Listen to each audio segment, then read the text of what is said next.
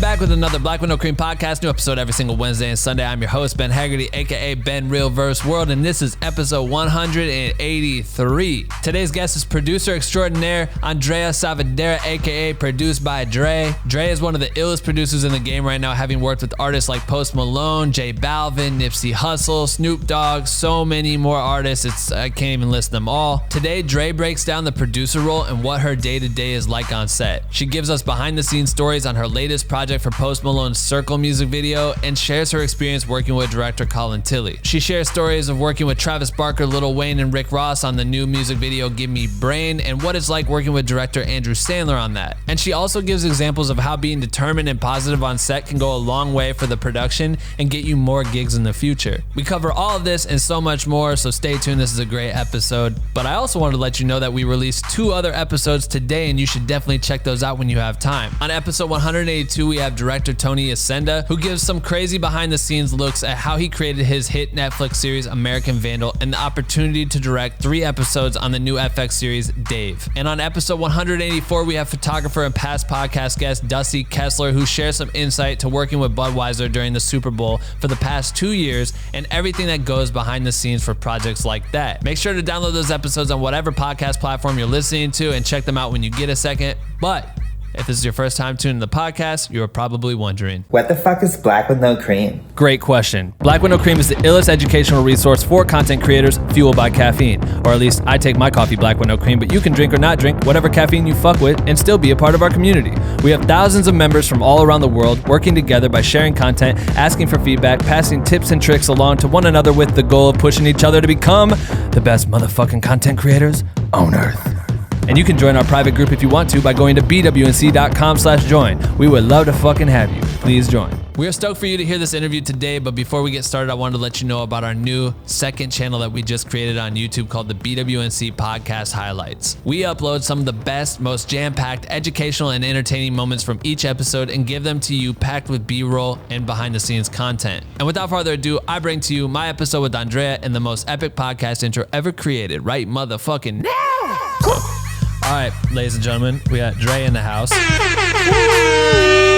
What's good? How are you? How you been? Can you hear me? Oh, you broke out. Say it again? Shit. Can you hear me? Can you hear me? I can hear you again now. What's happening? I was saying, how are you? I'm good. How are you? I'm good. Thank you for doing this. I know you're probably swamped and chilling in your crib. So thank you for making time for us. God bless you. Anytime. I love Black with No Cream. Shout out to you guys. I know. Thank you. Thank you. Shout out to Andrew for putting you on. Fucking the goat. I think this would be cool as a producer. You know, you've produced with just pretty much everyone, which is ridiculous. You spent a ton of time working with Nipsey, right? Yeah. And obviously Colin Tilley, you've worked with all these major artists and stuff. For people who don't know who you are, how do you usually summarize yourself when you meet somebody? My name's Andrea. I'm a producer. People call me Dre. And I do all types of content. I do commercials, I do films, I do music videos, branded content, social posting things, and basically anything that's content based, we can create it. Yeah, so you stay busy. You stay busy balancing all this. I think it's cool. This is a great time to like kind of analyze from a producer's standpoint on projects. So I have 2 projects that I think we could talk about, but first it's like identifying what's the difference between a line producer and a producer for those who don't know. Because I imagine this community the range is all over the place, right? Of who's experienced and who has no experience. But I know for sure moving into LA, I was like, I don't know what the fuck these roles are or what people do. So could you describe what those roles are that you usually cover and how you do that? Yeah, totally. So producer and line producer, depending on the project, sometimes can work hand in hand. Sometimes the producer is also the line producer, depending on the scale of the project. When there is separation between producer and line producer, the line producer really just makes sure the line by line and everything within the production happens within budget and is saving money or is making sure it's making the right decisions. And it's basically the one that gives the final approval. The producer is kind of the one that will oversee everything.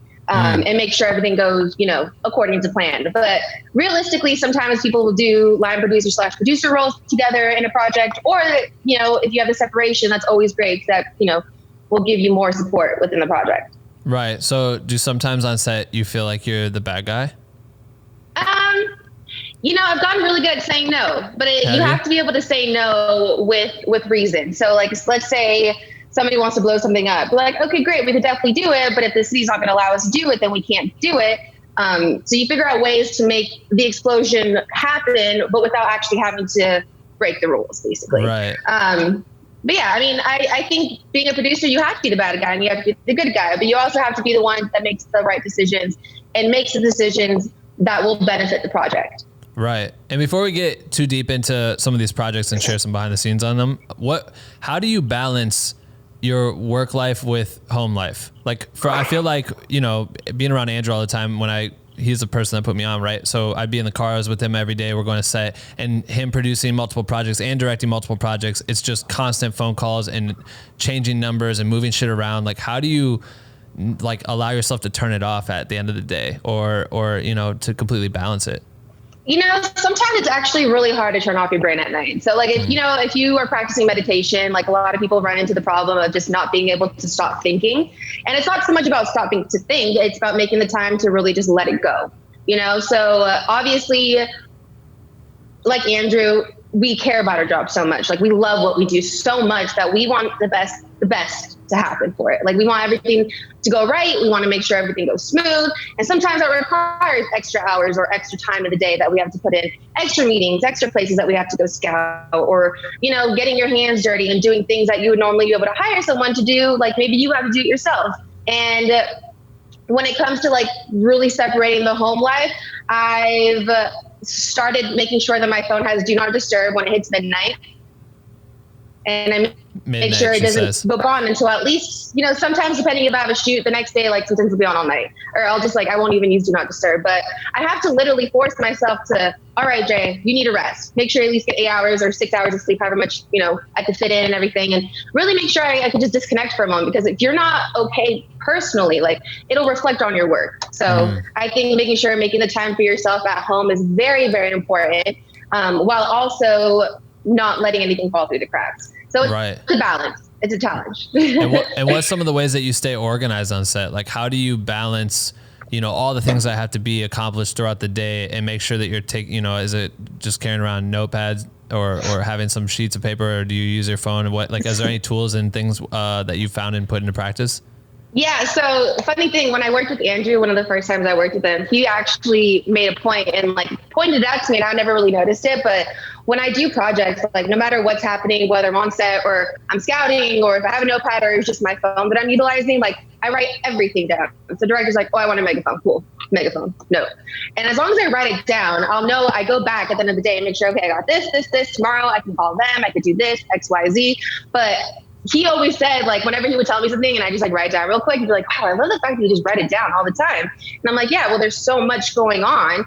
And especially depending on projects that you're doing, sometimes they're smaller, sometimes they're larger. Sometimes you can have a production coordinator, an office PA, a production manager, line producer, and producer, those 5 roles filled. Sometimes it's just you and your PM. And you got to make sure, again, nothing falls through the cracks. So really making sure that I write everything down is one thing that I do constantly on every single job. And I do it on my day-to-day basis. I'll remember hey, I need to get milk today. And I'll be like, okay, write it down. It's just a habit that I've had my entire life. Yeah, no, that's definitely super key in keeping your life together. Shit.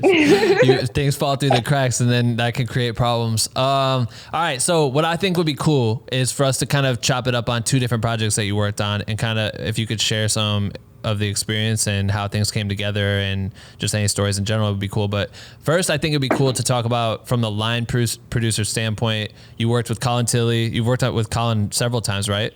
Yes, Colin and Jamie, they're absolutely incredible. Both of them are so hands-on, and I absolutely love line producing for Jamie. She's an angel, literally. Right. Yeah. You guys have been making some major smashes. This one I think we should talk about is the Circles music video. Yes, the Game of Thrones. I don't know if it's Game of Thrones inspired, but it definitely looks like it. It actually is. It is. I was like, this dude fell in love with and binge watched and then put this together. So you line produced for that one, yeah? I did. So was there a producer? Go on, sorry. Was there a producer as well? Jamie was the executive producer on that one, and then I line produced it, and then I had a PM and a coordinator as well, and an office PA. Nice. Okay, cool. So how did that all come together? How did you start working with them in general? So Tilly actually reached out to me on Instagram, believe it or not. And then this was before Circles. We actually did a project with Logic, and it was Boy in the Castle as well. So that was actually the first project that I produced for them and with them. So we did that project, everything went really well. And then literally at the end of Rap, like that same night, he was like, hey, and like him and Jamie had a conversation as we're wrapping out, I'm getting paperwork, doing things, make sure people are paid out, things like that. And they come up to me like, hey, so what do you think about jumping on this one? And I was like, yeah, let's do it, So then from there, I ended up working on another project with them. So it was great. I loved it. Circles was a challenge for sure. It was hot. There was a lot of days to prep. We had stunts, we had cranes, we had track for days. Like we had so much dolly track on that. And like, I just remember working inside in the desert that like, it's basically the desert. It's like in the hills area, but it's basically all dirt and some grass and land. It's hot. There's mosquitoes, we're getting into, and once it gets nighttime, it gets cold. So like, having the crew that we did have for that made it really easy because the crew was amazing. Like everyone worked so hard and everyone knew like what they were getting into, And I remember the prep up until the actual shoot happened, it was just nonstop. It was like, okay, figure out this, how to do this. And it was a challenge. And that's why I absolutely love working with Tilly and Boy in the Castle and Jamie, because every project they do, they challenge and like they go above and beyond. Like they never try and just do like, all right, cool. Like, let's just do this way. We'll do it this way or whatever. They want to really break the barrier and challenge. So I love that about them. Where did you guys shoot this at? It was in the desert? It wasn't in the desert. It was in Simi Valley, I want to say.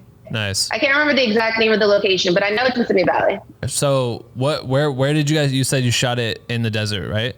Yeah, it was in Simi Valley. It was like desert type of land. It was mostly in the hills and everything. Don't remember the exact name of the location, but I know it was in Simi Valley.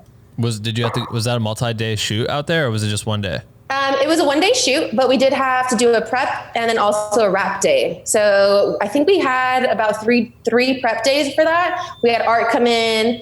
We had Grip and Electric come in, or actually Grip come in to lay out dolly tracks beforehand because we had so many. So they had to make sure that they prepped as much as we could so we could actually make our day on the day. Crazy. What do you think it is, from that first shoot you did with Colin, from your work ethic or whatever, what do you think it was that they saw in you that made them want to throw you the invite back? I think it's part of it. I think it's my personality as far as like how I handle projects when it comes to making things happen. I always try and keep the focus of a positive mindset with it. The other thing I would think would be my work ethic, and also we just really connected, One thing I know that Jamie has mentioned to me before in the past was there's been I know we did a project and it was crazy. Like there was just so much going into it. Like the Circles one that we did, there was just so much happening.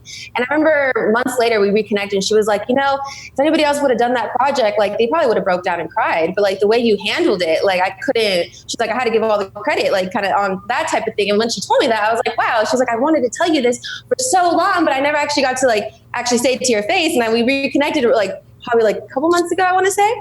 And she told me that and I was like, wow, that's really cool for you to say that. And so I think, especially no matter what project you do, you got to have a positive mindset and you have to be prepared for it to not go as planned. And then also think on your feet and make sure you figure out the way to make it happen. Right. No, I love that. That's a nice pat on the back too. And I think a lot more people could do that.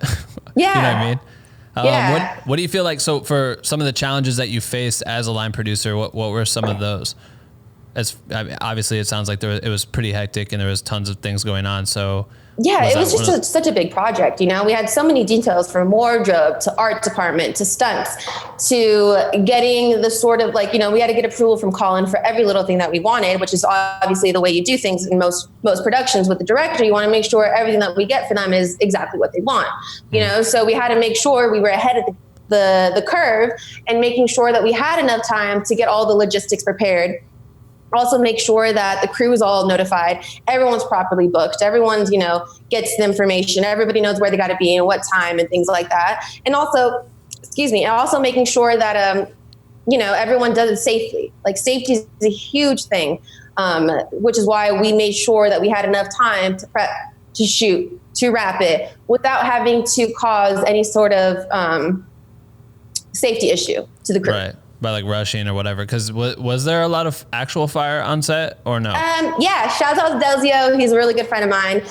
He does all of my pyrotechnics on projects. So whenever I do pyro or explosions or anything like that. And he brought in smoke. We had smoke, we had fire, and we also had like little smoke bombs or like, I don't know how to explain it, like colored smoke and things like that. Right. It was really cool. It looked amazing on camera. Right. And with that, it's like you have to go around and make sure that there's the proper precautions and time to do everything so no one, gets burned alive. Yeah, totally. And also since we're like the location that we were filming in, since there was so much greenery and so much just land, you have to make sure that the land that we're actually doing it on is prepared. So I know we had a prep day, like we had location come in with, what are they called? It's a construction thing where they basically pick out the dirt. I can't remember the name. Skid loaders or whatever? Yeah, maybe. Some shit like that. Basically, they had to come in and rake all the dirt before we got in there. Oh, also another thing, we had the lake in there. It's actually dried. So we had a water truck come in the day before, and it spent about 8 to 10 hours like while we're prepping, doing the rest of like the other location, because it's all in one location. It's just like a really large land. And we had the water truck come in the day before and fill up the lake because we couldn't afford to wait for the lake to get filled up the day before. Wow. So that was interesting. Wow. Yeah. That's so crazy that there's so many things that no one will ever know about that shit, that the amount of work that goes into it. And is that just literally like Colin seeing something and telling you like, we got to do this, we got to fill up the lake, we got to rake, I need this to look like this? Yeah. I mean, he's very collaborative with his team. So like him and his like go to his main team at Boy in the Castle, they're all super hands-on, from his creative direction to the actual directing itself. Like they all work as a team. They all have a vision and they all contribute to it accordingly. So It's definitely a team effort for sure. That's insane. It's really cool. Switching to from line producing to producing, one of the projects that you produced was Gimme Brain, which is Travis Barker's song featuring Rick Ross and Lil Wayne. Yeah. That Andrea Saavedra directed, right? So if people haven't seen it, it's like crazy cars, fucking fire guns, drumming in like a weird sphere. It's an ill ass concept. But like Ross wasn't there for the shoot either. So it was like he was in Atlanta or something. I think that they did a pickup shoot. Yeah, that was another challenge, figuring out a way to make it seamless, making it seem like two different worlds, but still making the video look consistent and have it flow well, without it looking like, oh, you actually did shoot this at a completely different place. I think it really looked like we shot it all together in one day. So I'm really, really happy with how it came out. Andrew killed it. How did that come to be for you? Like how was the project? How did it kind of like fall into place? It was great. Andrew obviously hit me up for it. I worked with Underwater Content with that one. Everybody was super hands-on and it was great. I love working with Andrew because he tends to always bring up things and challenge me and be like, okay, so I want to use a fire blower. And I was like, okay, great. We got to make sure like wherever we're doing this, it's like, we got to make sure the distance to the ceiling is enough. And we have all the safety precautions in place and things like that. So I love when a director challenges and like makes me work harder and figure out ways to make things happen. Right. It makes me good at my job when it's like a training thing. It makes you better at your job. I think I remember him saying that. I think was Wayne only there for a little amount of time, like in and out? Like he didn't really get much time in the video, so right? he comes out and like we knew when Wayne was on set, like we wanted to get him in and out. We don't want to waste his time. We don't want him waiting for too long. So what we did was he got to set. We had a moho and everything for him. He went straight onto set. Like he didn't even have to go in his moho and hang out or anything like that. And when he gets to set, we shot out his solo performance a few different times. I know that they had a conversation with the label that we wanted to do all three of them kind of like on the stage or just like another performance with them doing that. And when we did that, we were basically like had like a 2-second moment where we were like flipping the lens or switching a battery, doing something where we're changing the setup. And they decided to do like an a cappella version on the stage, and they filmed it with like a DSLR camera. We did a cool little thing. It came out really cool for social and everything. It was great promotion. And when we finished that, we basically looked around and Wayne was gone. And we were like, wait, what happened? And then I guess somehow I'm sure they probably just assumed that was it. Like, oh yeah, we got the take, we're good, done.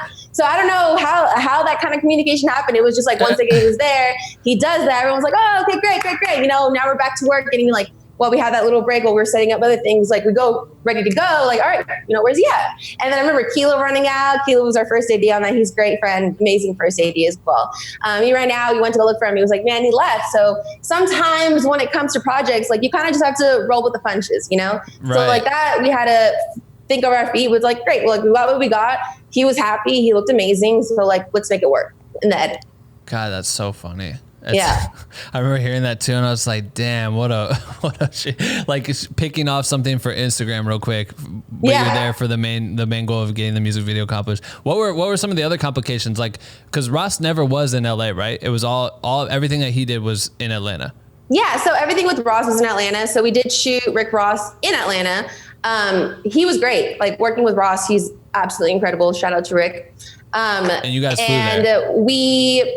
Realistically, there wasn't really too much aside from just having to figure out when that shoot was going to happen. We were kind of on standby. So we were just kind of waiting to make sure his schedules worked out. Andrew was available. I was available. Crew that we wanted was available. And thankfully it worked out. We were able to do a smaller crew in Atlanta. I didn't have any like coordinators, anything on that one. It was just me and Andrew and then our art director and our DP and like obviously like other essential crew members and things like that. But it was great. I had a really good experience. Yeah. So if when there's sorry, real quick. But if there's one thing that, if you want me to talk about a challenge, I just did the job what I did with D Smoke and Snoop. Yeah. That one I basically pulled off. Like that shit was basically not going to happen. And I figured I had to go down to like City Hall and physically talk to like the police department to get my approval. So like, if you want to talk about that one, that's a really good. Let's hear about this shit. So what? Because shout out to D Smoke. He just won that. What's that competition with Chance the Rapper and all them? Damn, what did he win? I can't think of the name either, but I know exactly what you're talking about. That's where he got, He won that, and that like kind of catapulted his ship. But Snoop was like a judge or whatever. Yeah, it's on Netflix. Yeah, it's on Netflix. Anyway, go on, carry on. So we were doing the project with D Smoke. We did it through my production company called Better Days. And Sergio was our director, directed by Sergio on Instagram. He's the one that I actually did all the Nipsey videos with. So like we have a great relationship, known him for the past like 3-4 years. Anyways, so we get the job and Sergio was like, hey, so we have a project, with D Smoke, obviously the prep happens, we're waiting for approval, budget gets sent in. So we get the approval right before the weekend. And I was like, oh, okay, great. Jobs awarded. So like normally, it's standard, like for me at least, I don't like to put in any permits or spend any money until I know the job's happening 100%. Right. Contracts in, jobs awarded, we're good to go. So I ended up getting the job awarded right before the weekend. So I was like, okay, great. We're good to go. So I sent all my information to Film LA and I was like, hey, so we're going to be filming in Inglewood. This is where we're filming. Here's all the information. Great. Didn't hear back that day, but normally Film LA will just they're pretty on top of their stuff. So Monday comes around and Monday we were scouting. We were shooting on Wednesday. Okay. And Monday comes around and I'm on my way to the scout. And I get an email from Film LA and they were like, hey, so the location that you're actually filming in, it's actually in a different jurisdiction. So you have to go through Inglewood City Hall directly. And I was like, oh, okay, great, whatever.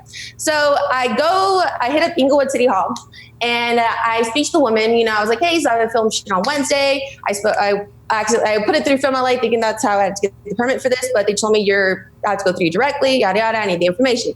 So she was like, yeah, so she sent me all the information. She knew my shoot was on Wednesday, didn't mention anything about being a red flag, So I was like, okay, great.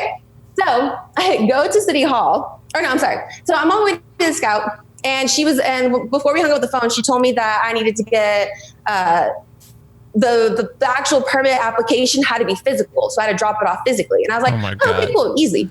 Right. So I go to the scout, we do the scout, everything's going good. And I fill out the permit application, I go in, she was like, okay, great. So here's all the information you have to do. You have to go upstairs to floor 3 or something like that.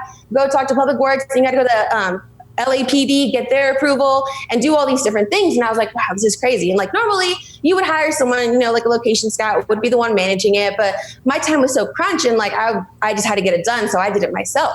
Right. And we ended up, we finished the scout. I go to City Hall. She's telling me all these things. And then I go to Public Works. And I was like, hey, I need to get this approval from you. He was like, oh, we can't give you approval until you get LAPD. And I was like, okay, great. Let me go talk to LAPD. I go to LAPD, the person that's supposed to sign off on the actual film permit and like give me approval, he's not there on Mondays. And I was like, oh, so I'm talking to the LAPD office. Like I'm there physically talking to the woman and like this other gentleman. And I was like, hey, so like I have a shoot on Wednesday. And like, again, I'm saying Wednesday. Everybody knows it's on Wednesday and it's Monday. God. And they were like, oh yeah, just call, leave a voicemail, like come back tomorrow. Like we'll get you, And I was like, okay, great. Sounds easy.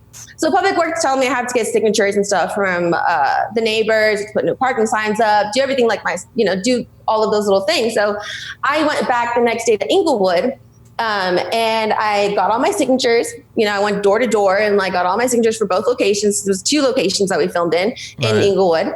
And then after that, I called up the LAPD and I was like, hey, officer, I can't remember the name. I have his card in my room. But I called up the officer. I was like, hey, so just a heads up, like I'm finishing up the signatures. I just have to get your signature on this so I can get Public Works to sign off and then I'll be good. And then he was like, when's your shoot?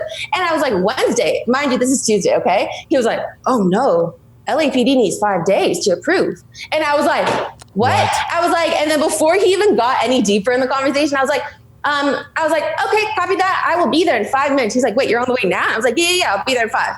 Rushed my butt over there. I get there and I sat down with this man and I meet him in person and I was like, all right, so what do I got to do to get this approved? Like how can we figure out how to get this approved? And like there's obviously certain things in our production that we had, and like we had a crane, we needed the crane to be on the street. And so there was like so many logistical things. We had a fake gun. So like there was all these little things, that we had to that we needed to get approved on the permit. And he was sitting there like, oh no, can't do that. And I'm sitting there and I was like, look, officer, I was like, tomorrow's the day we have to shoot. I was like, I'm down to do whatever I got to do to make this happen. If I need to switch my call time, if I need to tell them like, oh, we can only use one thing and not the other, like, just tell me how I can make this work. And like, I remember telling him, I'm sitting there with them and I look him in the eye. I was like, I'm going to get this approved. We're going to get this approval.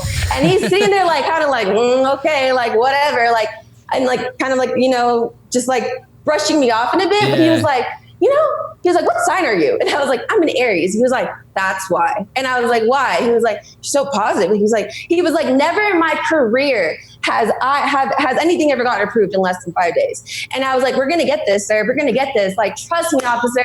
And then like, I remember him, writing me down. I was like, wow, your handwriting's like my dad's. I was like, and like, there was like a connection that we had in a sense where it was like, please help me pull this off. And I'm willing to do whatever it takes as far as like cutting things in the production and getting approval and like letting the artist know. And thankfully this entire time I was super transparent with my client. So I was like constantly emailing them like 24/7 for those last 2 days, letting them know, okay, so I'm here with him now, waiting for this, excuse me, hold on.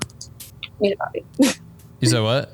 Oh, she said, I need some more coffee. Sometimes when I get like in my storytelling, I get really excited and like, I feel you. Keep going. Okay. You're transparent with all your clients. You're talking to them, letting them know what's going on. This dude's handwriting looks like your dad's. Yeah. So like, I'm like, dude, I was like, please help me. I was like, and I remember just looking in the eye and he was like, look, if you get this approval, he was like, I'm gonna make one call. I'm gonna make one more call and see if I can pull this off. Cause this whole time he's like walking outside and making phone calls. And he's like outside shaking his head like, nope, like getting denied for my approvals. And I'm sitting there texting my director and I was like, all right, he's outside, we're going to be fine. We're going to get this. I kept saying, we're going to get it. And I literally told the officer, we're going to get this. And next thing I know, he comes back inside and he was like, man, I don't know what angel or who you have on your side right now, but you're approved. And I was like, thank you. Wow. But literally, if it wasn't me physically going down there and being the one, like I couldn't, if I would have just like stepped back and like had somebody else do this for me, like they would have been able to be told no and take that as an answer. You know what I mean? I was told no and I didn't take it as an answer. I was like, let's figure this out. Like this guy's from Inglewood. He's also like a teacher over at the high school, a Spanish teacher over there. So like he's well known in the community. It's not like we're doing some crazy thing. Like, so it worked out. But if it wasn't me physically doing that and putting the extra work and getting my hands dirty, I wouldn't have had that shoot. Right. But that probably goes to show for your character of like you being willing to do whatever it takes to make shit happen. You know what I mean? To literally go after it and make a project come to life. Like you're willing to exhaust all options to do that, which is so cool. Like, I guess, could you weigh into that as far as like being positive, but also being persistent and finding the fine balance. Because at a certain point, I'm sure that could have gone the other way, and you may have had to give up. Obviously, you went in there with the intention that wasn't going to happen. But what would you say to that? So obviously, you have to be prepared for the worst, and that's where the communication comes in. So, like I said, I was really, really transparent with my client. I was like, "There's a 50% chance that we'll get it, and we won't, and that's just a reality. We got approved at a certain time and a certain date." Depending on the jurisdiction of the city, like we need a certain amount of time to permit. It's just what it is. Right. So it's something that I couldn't really control. But if I could control it and if I could put the energy towards making it happen, I did. Right. And I remember there was this one time too. I did a project with Andrew, and I think it was one of the first ones. It was actually I did like 3 projects with Andrew and Under Wonder back to back. This is the very first time I ever worked with them. Okay. And they one of the shoots that they got awarded for, like we couldn't pull off a permit in LA because we needed 3 days. So I'm over here trying to figure out, all right, where can we shoot this? Where can we film this? Where can we film this? We ended up filming it. I'm like it's the Zavia Award one, Norwalk, because that's where she says the song. So we went to Norwalk, right? And the reason why we were at Norwalk, not only was it part of the song, but also like all the locations around it. As far as permitting goes, it was such an easy process. So we were already filming Zavia's video in Norwalk. I had another video with Nassan and Andrew, and we needed certain kind of houses and stuff things like that.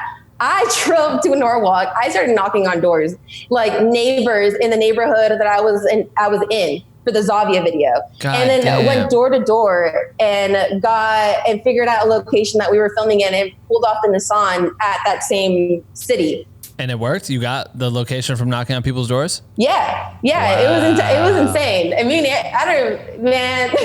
that takes balls. It was crazy. I couldn't do that shit. I'd be like, nah, it ain't worth it. Let's just figure the long route and take that shit. I'd just cave right away. But that's why I love this job. Like, you never know what's gonna happen. You have to be ready to roll with the punches and figure it out. And that's really, I think, what will help you get farther is just the way you handle it, and staying positive. Do you think we could start wrapping it up, but for as far as being, willing to talk to your client about a project, they have all the goals and the ideas that they want to achieve. The director wants to achieve so many goals and everything.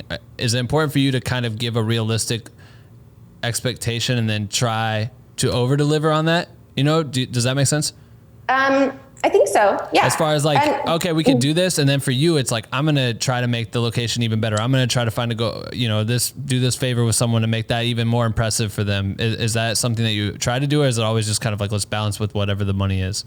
No, I definitely, if there's a way to pull off something that the director really wants within budget, obviously I'll do it, and again, sometimes it becomes an overage thing or it becomes a creative thing to where you need to get the approval. And again, it just really comes down to communication. I know when I did the Gimme Brain video, they wanted to do additional things in there that I think was a request from Travis. So I was a few days out from production. This happens on a lot of jobs, you just have, again, this happens consistently. So no matter what project you're working on, you just really got to be prepared for it. Right. And just to figure it out. But I ended up getting quotes in for the Gimme Brain video, and it was more than what we had. So I immediately called up the label. I was like, hey, this request is from Travis or whoever it came from at the moment, whatever that request came from. This is what we need. This is how much more we need. Can we get this approved? Great. Let me come back to you.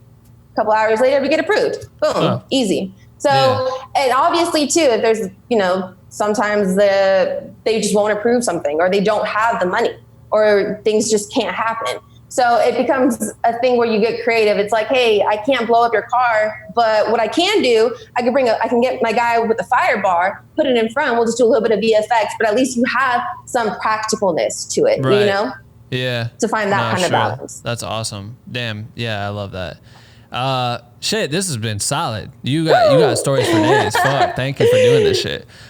Is there anything you feel like we left out? I feel like we covered a lot of stuff. Obviously, I want to get you in here and do a full interview with you someday because that would be fucking fire. Yeah, and I actually drink my coffee black with no cream all the time, so. That's fucking right. Last thing, let's end it with this. For your downtime, obviously we've been in quarantine and all that shit. What have been some of the things that you've been doing to stay kind of, you know, sharpen your tools or just to keep yourself busy? Anything that you could suggest to others out there? I'm very excited to talk about this because there's like a handful of things. I'm going to pinpoint them real quick for you. Okay. So I'll start it off with Instagram ads. You know, you see Instagram ads all the time. You don't really believe them. I've started kind of investing in a few different ones that I've seen. I was like, you know, this actually looks pretty cool. This is cool. And I'm obsessed. So there's one that I saw. It's called Musician. I've had an acoustic guitar since high school. My friends in high school would teach me how to play, and it would be like, you know, like tabs, and it was just like not actual strums or chords or anything like that. Right. And in 3 days of downloading the app, I learned like the E chord and like different chords. And I was like, wow, I can actually learn how to do this. So that's been cool. I've been like making a little bit of time a day for that. So my partner over at Better Days, Nat, he's super into fitness, and he's actually sent me a ton of little things as far as like workouts, tools to get. So we're going to start doing like Zoom classes together, FaceTiming workouts, things like that to keep each other productive. A lot of my friends are makeup artists. So my really good friend, Miss Lizzie B, shouts out to her. Her and I actually FaceTimed the other day, and she taught me how to do my makeup on FaceTime, which was interesting. Shit. So that's been really cool. And yeah, I've been, you know, just making my home feel like a home. Been putting up artwork. I finally put up this decal. I have a whole lot more to put up and stuff. So yeah, I've just been really using my time wisely. We've also, like the company itself too, has also been producing projects during quarantine, which has been great. So we're doing a lot of trailer edits, a lot of promotion for different artists. We got something with Young Boy, we got something with Kalani, like different things that are about to be rolling out pretty soon. So it's been good. I've just been awesome. Staying busy, keeping positive, and, you know, keeping my mind right for sure. That. And getting exercise in sunlight. You are a beast. You are a beast. Thank you so much for doing this. Thank you for having me. I had so much fun. Yeah, it was great. I'm going to put a link to your Instagram and shit in our description or whatever, so everyone needs to make sure you follow her. But yeah, this was awesome. We got to get you on the podcast soon. Yes, I would love to. Thank you so much for having me. I had a lot of fun. This is exciting. I'm glad. I'll talk to you soon. Okay, talk soon. Bye. Boom, we're done. That's it for episode 183. Huge shout out to Andrea for coming on the show. Make sure to subscribe to the Black with No Cream podcast if you're not already, and be sure to check out our other interviews this week from Dusty Kessler and Tony Ascenda. If you want a chance to ask any of our future guest questions during the Q&A experience on the podcast, you can do so by going to jointhehomies.com. And if you enjoyed this episode, you should do us a solid and leave us a review on Apple Podcasts. We would really appreciate it because it helps us grow. You can post a screenshot as well of this episode on your Instagram stories and let us know what your biggest takeaways are. We will repost the best ones. We love seeing that from you guys, so make sure to tag us at Black with No Cream. That is it for today. Enjoy the work week, keep creating, and we'll see you in a few days, you bitch.